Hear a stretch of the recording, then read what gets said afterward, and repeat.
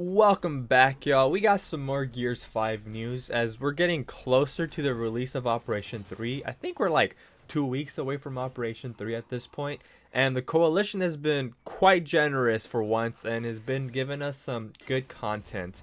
We're going to be taking a look at what's to come for Gears 5 this week. Most of this is actually already in the game. I believe it either went live either earlier this morning or late last night. But if you want to take a look at everything that is coming to Gears 5 this week, we'll be putting a link in the description below to a link to the article on the Gears 5 site itself. But with that being said, let's take a look and see what we are getting introduced in Gears 5.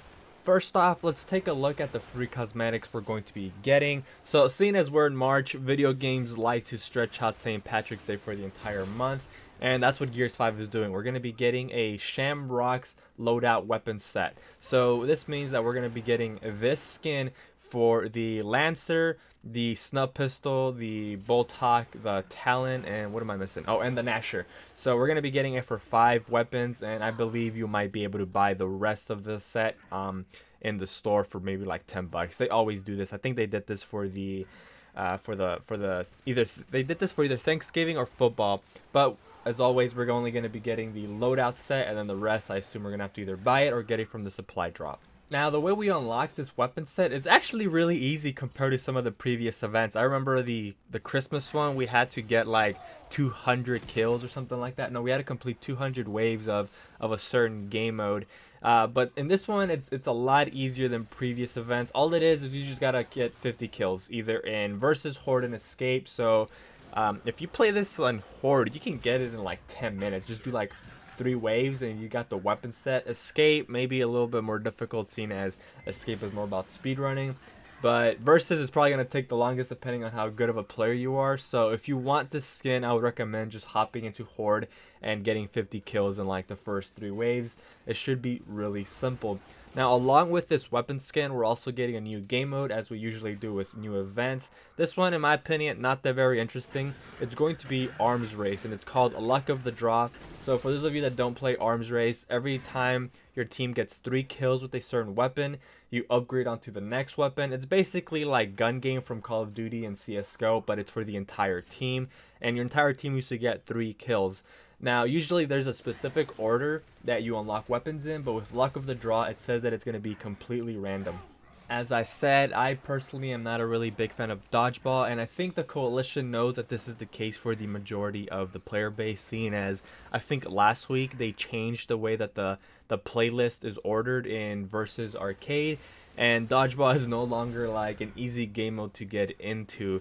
So I don't know, I think they might have made the decision to make the St. Patrick's Day Arms Race event before this change, and maybe they're hoping to get more people playing dodgeball, but as of right now, I am not a really big fan, and I think the Coalition knows this because there's just no easy way of playing it. Now, on to the next big thing that is coming this week, and that is Horde Frenzy. For those of y'all that already played Gears 4, then you might be aware about Horde Frenzy, but for anybody that doesn't know what it is, it's basically a more fast-paced version of regular Horde that takes about half the time, I would even say like 1/3 the time. So in a regular Horde match, you do waves 1 through 50, and it usually takes anywhere between 2 hours, like 1.5 hours to 2 hours, depending on how good your team is.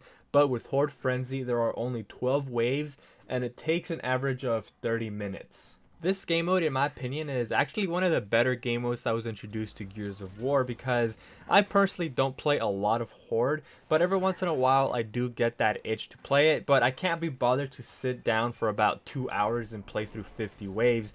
And for anybody that is like really hard on time or doesn't have too much time to play, then this is the perfect game mode, because you basically get the entire experience in about 30 minutes. Now, not only is it 30 minutes and there are only 20 waves, but instead of getting a boss enemy every 10th wave, you actually get it every 4th wave, and in order to compensate for this, you get increased power earning. So you'll actually start the game mode with more power so that you will be able to take on those enemy bosses a lot earlier instead of having to wait every 10th wave.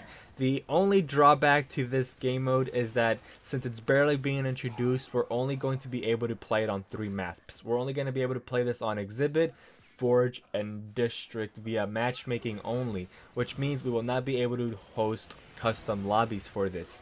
Now, once Operation 3 releases, then they claim that you will be able to play this on every map and you'll be able to host custom games with this.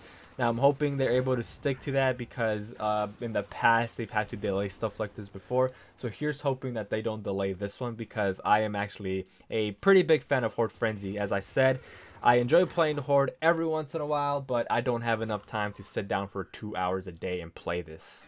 To celebrate the release of Horde Frenzy, the Coalition is doing something really nice. As I mentioned earlier in the video, I said that they're being very generous, and this is one of those things that I was talking about.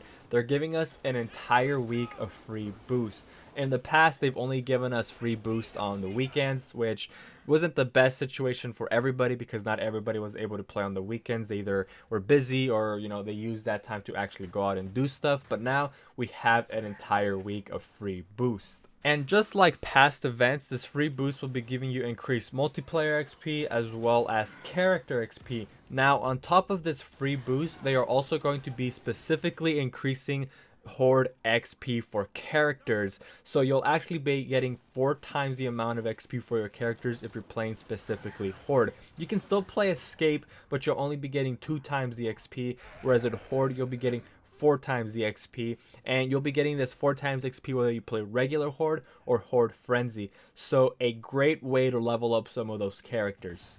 And that's about it for news as far as Gears 5 goes this week. Let me know your thoughts in the comments below, what you think of this update. How do you feel about the new skin? Do you think it's worth getting? And will you be trying out Horde Frenzy? Let me know all that in the comments below. But if you enjoyed the video, please leave a like, and if you haven't already, please subscribe. It helps me out a lot. Follow me on Twitch. I've been live streaming there daily over at twitch.tv/Damian. And as always, hope you have a good one, and catch you all next time.